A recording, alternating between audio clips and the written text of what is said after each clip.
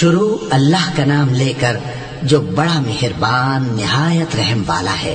جو چیزیں آسمانوں میں ہیں اور جو چیزیں زمین میں ہیں سب اللہ کی تسبیح کرتی ہیں، اور وہ غالب ہے، حکمت والا ہے۔ وہی تو ہے جس نے کفار اہل کتاب کو پہلی لشکر کشی پر ہی ان کے گھروں سے نکال دیا۔ مسلمانوں، تمہارے خیال میں بھی نہ تھا کہ وہ نکل جائیں گے، اور وہ لوگ یہ سمجھے ہوئے تھے کہ ان کے قلعے ان کو اللہ کے عذاب سے بچا لیں گے، مگر اللہ نے ان کو وہاں سے آ لیا جہاں سے ان کو گمان بھی نہ تھا، اور اس نے ان کے دلوں میں دہشت ڈال دی کہ اپنے گھروں کو خود اپنے ہاتھوں اور مومنوں کے ہاتھوں سے اجاڑنے لگے۔ تو اے بصیرت کی آنکھیں رکھنے والو، عبرت حاصل کرو۔ اور اگر اللہ نے ان کے بارے میں جلا وطن کرنا نہ لکھ رکھا ہوتا تو ان کو دنیا میں بھی عذاب دے دیتا، اور آخرت میں تو ان کے لیے آگ کا عذاب تیار ہے ہی۔ یہ اس لیے کہ انہوں نے اللہ اور اس کے رسول صلی اللہ علیہ وآلہ وسلم کی مخالفت کی، اور جو شخص اللہ کی مخالفت کرے تو اللہ اسے سخت عذاب دینے والا ہے۔ مومنوں، کھجور کے جو درخت تم نے کاٹ ڈالے یا ان کو ان کی جڑوں پر کھڑا رہنے دیا، سو یہ اللہ کے حکم سے تھا، اور اس سے مقصود یہ تھا کہ وہ نافرمانوں کو رسوا کرے۔ اور اے مسلمانوں، جو مال اللہ نے اپنے پیغمبر کو ان لوگوں سے جنگ کے بغیر دلوایا ہے، اس میں تمہارا کچھ حق نہیں، کیونکہ اس کے لیے نہ تم نے گھوڑے دوڑائے نہ اونٹ، لیکن اللہ اپنے پیغمبروں کو جن پر چاہتا ہے غالب کر دیتا ہے، اور اللہ ہر چیز پر قادر ہے۔ جو مال اللہ نے اپنے پیغمبر صلی اللہ علیہ وآلہ وسلم کو بستیوں والوں سے دلوایا ہے، وہ اللہ کے اور پیغمبر کے قرابت والوں کے اور یتیموں کے اور حاجت مندوں کے اور مسافروں کے لیے ہے، تاکہ جو لوگ تم میں دولت مند ہیں انہی کے ہاتھوں میں نہ گردش کرتا رہے، اور جو چیز تم کو پیغمبر صلی اللہ علیہ وآلہ وسلم دیں وہ لے لو، اور جس سے منع کرے اس سے باز رہو، اور اللہ سے ڈرتے رہو، بے شک اللہ سخت عذاب دینے والا ہے۔ اور ان ضرورت مند مہاجروں کے لیے بھی جو اپنے گھروں اور مالوں سے خارج اور جدا کر دیے گئے ہیں، جو اللہ کے فضل اور اس کی خوشنودی کے طلبگار اور اللہ اور اس کے پیغمبر کے مددگار ہیں، یہی لوگ سچے ہیں۔ اور ان لوگوں کے لیے بھی جو مہاجرین سے پہلے اس گھر یعنی مدینے میں مقیم ہیں اور ایمان میں مضبوط ہیں، اور جو لوگ ہجرت کر کے ان کے پاس آتے ہیں وہ ان سے محبت کرتے ہیں، اور جو کچھ ان کو ملا اس سے اپنے دل میں کچھ خواہش اور خلش نہیں پاتے، اور ان کو اپنی جانوں پر مقدم رکھتے ہیں، خواہ وہ خود بھی فاقے سے ہوں۔ اور جو شخص خود غرضی سے بچا لیا گیا تو ایسے ہی لوگ بامراد ہیں۔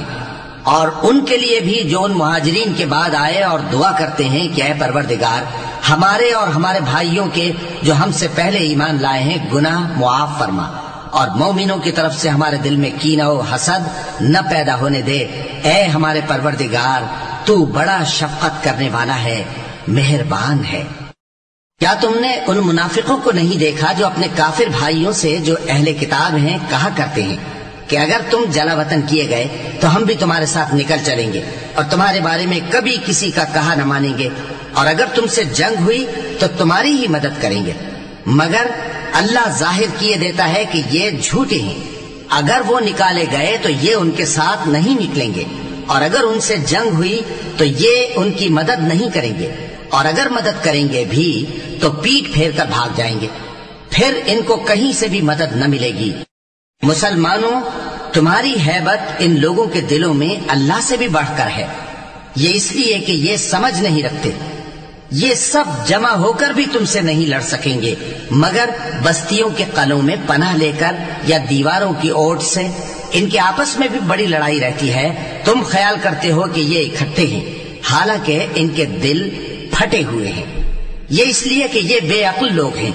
ان کا حال ان لوگوں کا سا ہے جو ان سے کچھ ہی پیشتر اپنے کرتوت کی سزا کا مزہ چکھ چکے ہیں، اور ان کے لیے دکھ دینے والا عذاب تیار ہے۔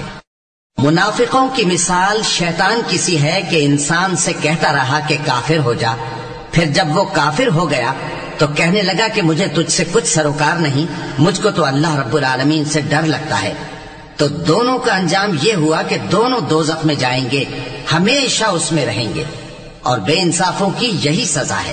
اے ایمان والو، اللہ سے ڈرتے رہو اور ہر شخص کو دیکھنا چاہیے کہ اس نے کل یعنی آخرت کے لیے کیا سامان بھیجا ہے۔ اور ہم پھر کہتے ہیں کہ اللہ سے ڈرتے رہو، بے شک اللہ تمہارے سب اعمال سے خبردار ہے۔ اور ان لوگوں جیسے نہ ہو جانا جنہوں نے اللہ کو بھلا دیا تو اللہ نے انہیں ایسا کر دیا کہ وہ خود اپنے آپ کو بھول گئے۔ یہی لوگ ہیں نافرمان۔ اہل دوزخ اور اہل بہشت برابر نہیں، اہل بہشت ہی کامیابی حاصل کرنے والے ہیں۔ اگر ہم یہ قرآن کسی پہاڑ پر نازل کرتے تو تم اس کو دیکھتے کہ اللہ کے خوف سے دبا اور پھٹا جاتا ہے۔ اور یہ مثالیں ہم لوگوں کے لیے بیان کرتے ہیں تاکہ وہ غور کریں۔ وہی اللہ ہے جس کے سوا کوئی معبود نہیں، پوشیدہ اور ظاہر کا جاننے والا، وہ بڑا مہربان ہے، نہایت رحم والا ہے۔ وہی اللہ ہے جس کے سوا کوئی عبادت کے لائق نہیں، بادشاہ حقیقی، ہر عیب سے پاک، سلامتی دینے والا، امن دینے والا، نگہبان، غالب، زبردست، بڑائی والا۔ اللہ مشرکوں کے شرک سے پاک ہے۔ وہی اللہ تمام مخلوقات کا خالق، ایجاد و اختراع کرنے والا، صورتیں بنانے والا، اس کے سب اچھے سے اچھے نام ہیں۔ جتنی چیزیں آسمانوں اور زمین میں ہیں سب اس کی تسبیح کرتی رہتی ہیں، اور وہ غالب ہے، حکمت والا ہے۔